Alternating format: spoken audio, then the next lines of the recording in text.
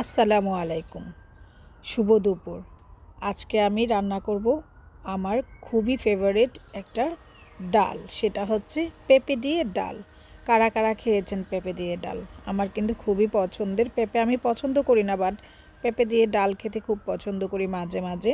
তো আজকে আমি যেহেতু পেঁপের ডাল রান্না করব, আমি আমার যে জানালা বাগান সেইখান থেকে কিছু ফ্রেশ ধনিয়া পাতা উঠিয়ে নিয়ে যাচ্ছি আমার পেঁপের ডালের মধ্যে দেওয়ার জন্য। আমার পেঁপের ডাল আমি বাগার দিয়ে ফেলেছি, এখন জাস্ট আমার জানালা বাগান থেকে কিছুটা ফ্রেশ ধনিয়া পাতা উঠিয়ে নিয়ে এই পেঁপের ডালে দিয়ে দিব। কেন বলছি জানালা বাগান? আমি যেহেতু জানালার পাশে রেখে এখানেই গ্রো করেছি ধনিয়া পাতাগুলা, তাই আমি বলছি জানালা বাগান। অনেকে করে ছাদ বাগান, আমি করেছি ইংল্যান্ডের মাটিতে জানালা বাগান, তাই আমি এটাকে ফানি করে বললাম জানালা বাগান। যাই হোক, বাই দ্য ওয়ে, কথায় ফিরে আসি। তো আমি কিছু ফ্রেশ ধনিয়া পাতা উঠিয়ে নিলাম, উঠিয়ে নিয়ে এখন এর শুধু মূলটাকে ফেলে দিয়ে আমার এই ডাল বাগানের মধ্যে দিয়ে দিব। আমি আস্তই পুরো সম্পূর্ণ গাছটাকে দিয়ে দিয়েছি, এটা কুচি করে দেইনি।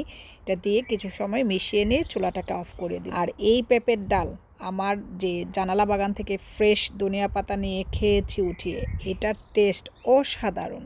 এটা আপনি না খেলে কখনোই বুঝতে পারবেন না এটা কি পরিমাণ টেস্টি হয়েছে। ছাদ বাগান করতে পারবো না তো কি হয়েছে? আমার মতো যারা যারা এই শীত প্রধান দেশে আছেন তারা চাইলে কিন্তু এরকম জানালা বাগান করতে পারেন। তো আজকের মতো এখানেই বিদায় নিচ্ছি। সবাই ভালো থাকবেন। আল্লাহ হাফেজ।